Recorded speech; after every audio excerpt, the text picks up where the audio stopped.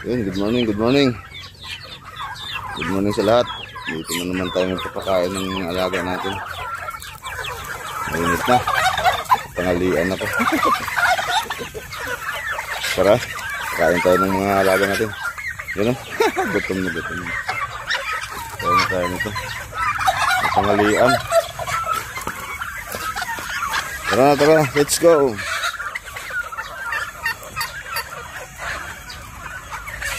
Mag-alas 9 na guys, natanghalian ako pakain.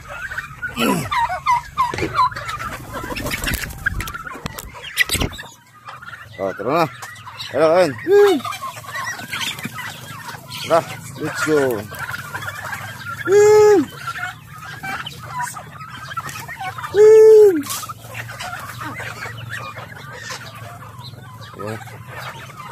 Burido na sila.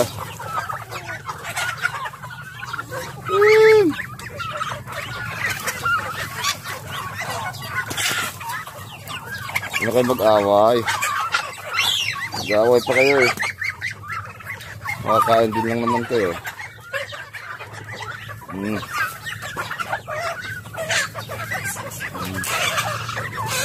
Gutom na, gutom na.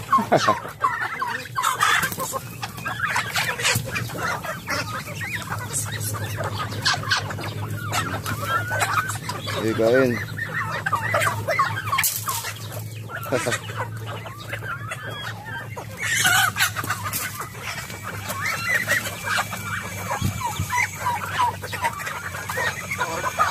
Mahirap pag natanghalian ka magpakain. Gutom na sila. Kukulit. Yung dito. Yung kakulitan. Hindi kain.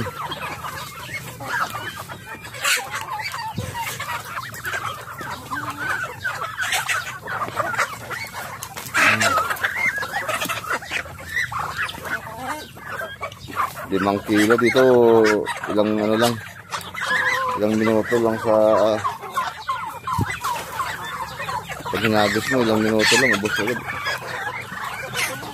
Seconds lang ay. May nag-away pa. Nag-away talaga, nagutom na. Rambulan. Sino? Ito nag-away.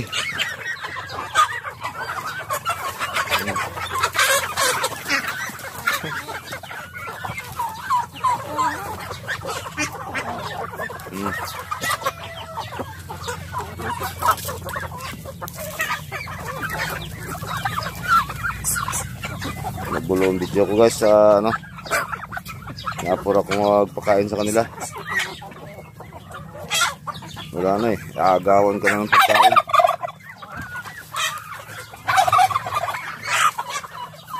Sa kamay ko pa lang inaagaw na nila yung feeds.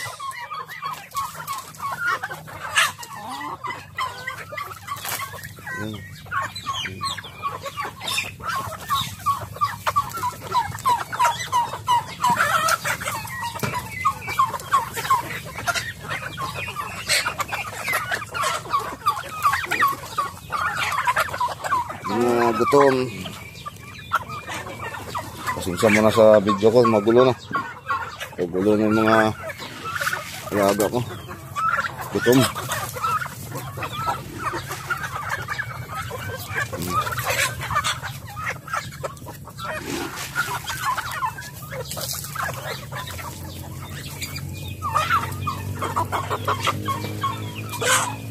Dapat kanina pa sanang pakain ito mga alas 7, alas 6 ng umaga. Napuyat ako kagabi. Mga oras ako natulog kagabi, alas 2 na.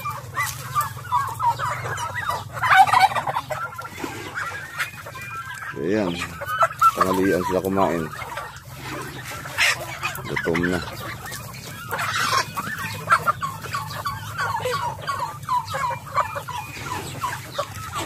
Mukha nang ako, iyak pa kayo ng iyak.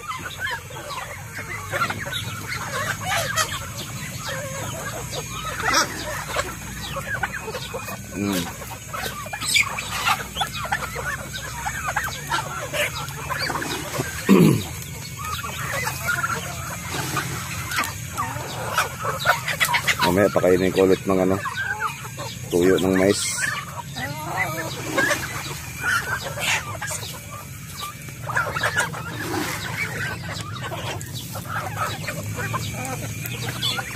Sabot lang, 5 kilo.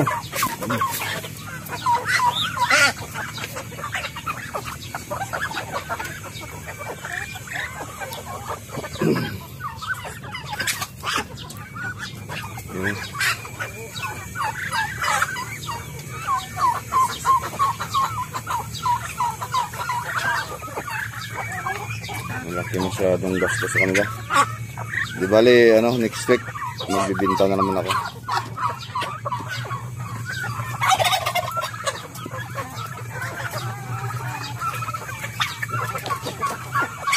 Bibinta para may pangbili ulit ng pagkain nila. Magugulo sila pag gutom. Yan. May pakainin ko ng tuyo ng mais. Laki oh. Natakot bigyan. Yan na. Bigyan ko na ng ano, tuyo ng mais. Kaya na.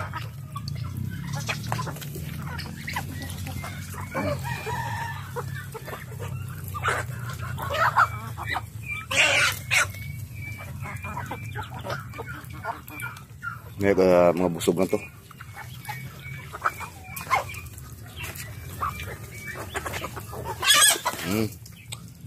Ay, nag-away pa.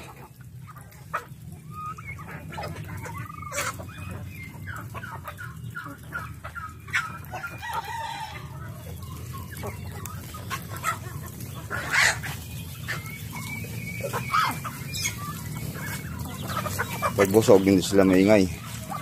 Pero sa kabila, hindi pa kumakain dun. Ito muna. Pero hindi makulit. Sobrang kulit nila.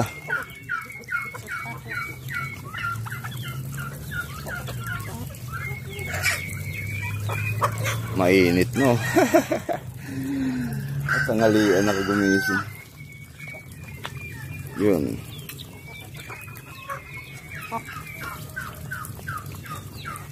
Maingay dun sa kabila. Gutom.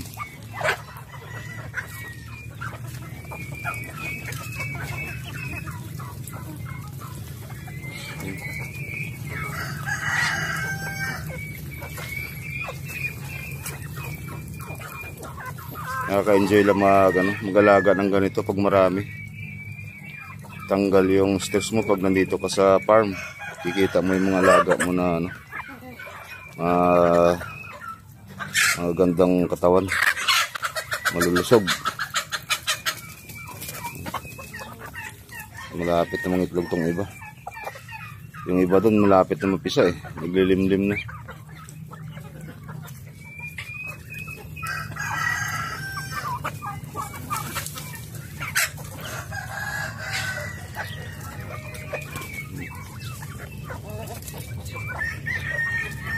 Maganda ngayon dahil hindi na umulan masyado. Paambon-ambon na lang umulan. Nakakalabas sila, nakakagala sila sa labas. Pero pag tagulan, wala na, sa loob lang sila ng kulungan. Kasi pag pinalabas mo, delikado. Pag nabasa ng ulan to, magdadali silang sipunin. Tapos pag hindi mo magapan, yung painom ng gamot, wala na. Unti-unti na lang sila manghina. Ito yung kalaban ng ano, pabo. Pag tag-ulan. Pag nabasa sila ng ulan, basa yung balahibo nila, kakaroon ng sipon. Busog na rin yung iba oh.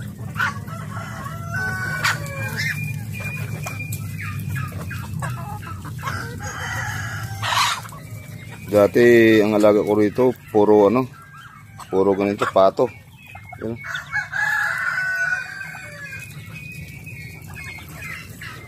Sobrang gasto sa pagkain. Alas yung 10,000 sa isang linggo kulang. pambili ng pagkain.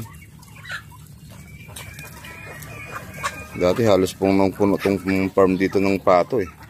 Pero maganda yung pato dahil ano, mabilis mo i-dispose. Daming bumibili ng pato. Kasi mura lang eh. Hindi tulad ng pabo. Medyo mahal masyado yung presyo ng pabo. Yan, ito ganito kalalaki. Nasa 1,000 mahigit na yan yung presyo niya. Depende sa kilo. Kaya titimbang siguro ng mga 5 kilo, 4 na kilo ito. Taba yan. Nakapagbenta ako dito isang piraso. Kulang-kulang 7 kilo yung niya. Yung kilo niya nung hindi pa nakatay. Yun kasi yung yung pinaka tatay nila, yung brako. Binintaw dahil na siya, matanda na. Kawawa yung babae na inahin pag pinatungan niya. Halos hindi makatayo. Sa sobrang bigat. Naingay na yun sa kabila ng mga alaga ko dun. Yun. Ngayon, update tayo sa sa mga naglilimdim. Silipin natin yung mga itlog nila. Baka nagpisa na. Ayun, dito tayo sa loob ng mga paitlogan. Tingnan natin yung mga inahin. Itong mahirap sa pabo. Hindi sila, ayaw nila yung naglilimlim na tag-isa lang. Gusto nila kung maaari 3, 2 sa isang pugad. Buti ito, isa lang. Ito naman, 2, yan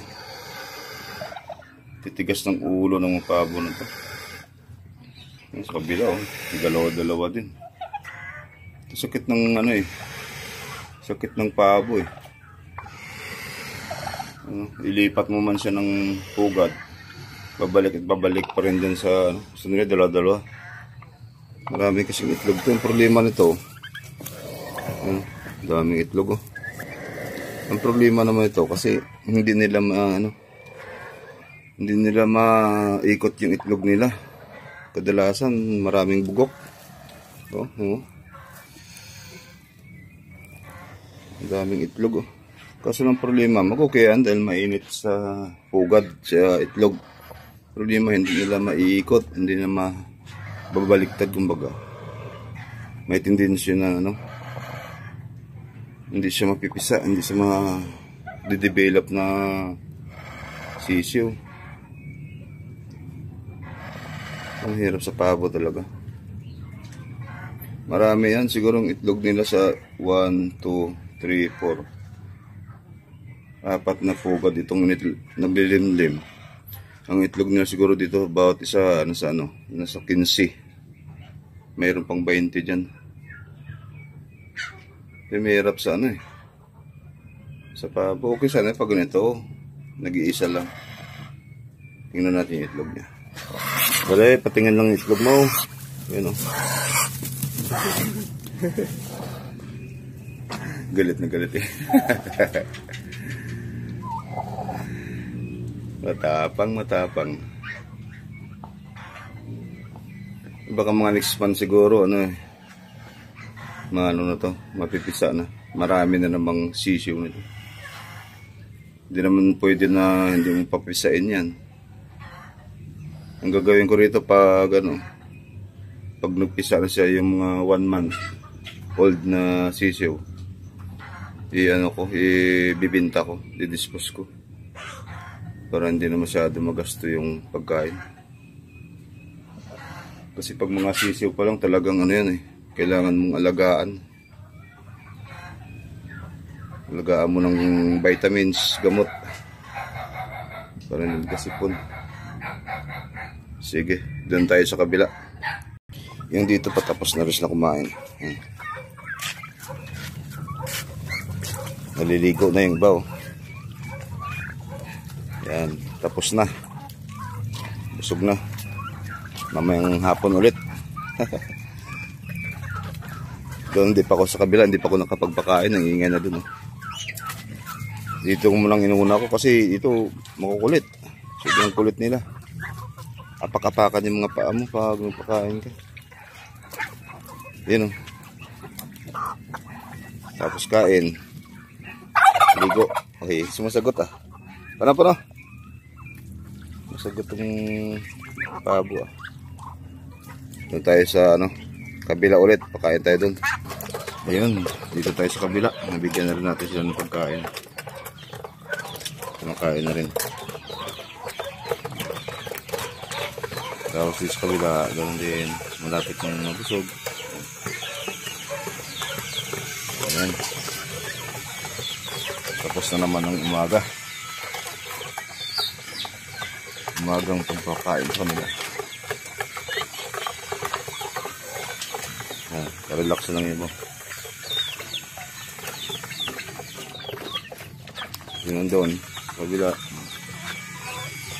Kumakain pa rin, dito rin sa tapos dun.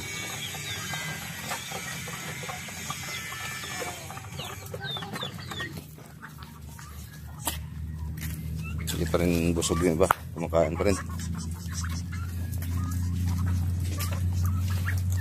Yun, naliligo na.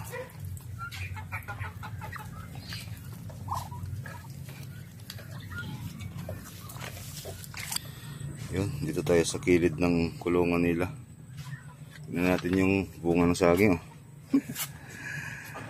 Pwede na. Malapit-lapit na ito, mga na siguro ito, mga 2 linggo. Ang laki oh. Haba ng niya. Mga 2 linggo na lang siguro ito. O kahit 1 linggo siguro pwede na ito. Taba yung saging na ito. Lakatan na saging. Ito yung mahal sa palengke. Pag bumili ka nitong mahal ng kilo. Yan. Ito matagaganda yung niya, matataba. Puno niya. Tapos dito sa kabila, yan. Mayroon rin. Yan, tadaan. May sumusulpot na rin na bunga niya. Parang kailan ko lang tinanim ito eh. Ang tinanim ko ito Marso. Kasagsaga ng tag-init. Yan, may buko. Ito sabi nila 3 years. Namumunga na. Hindi pa naman namumunga.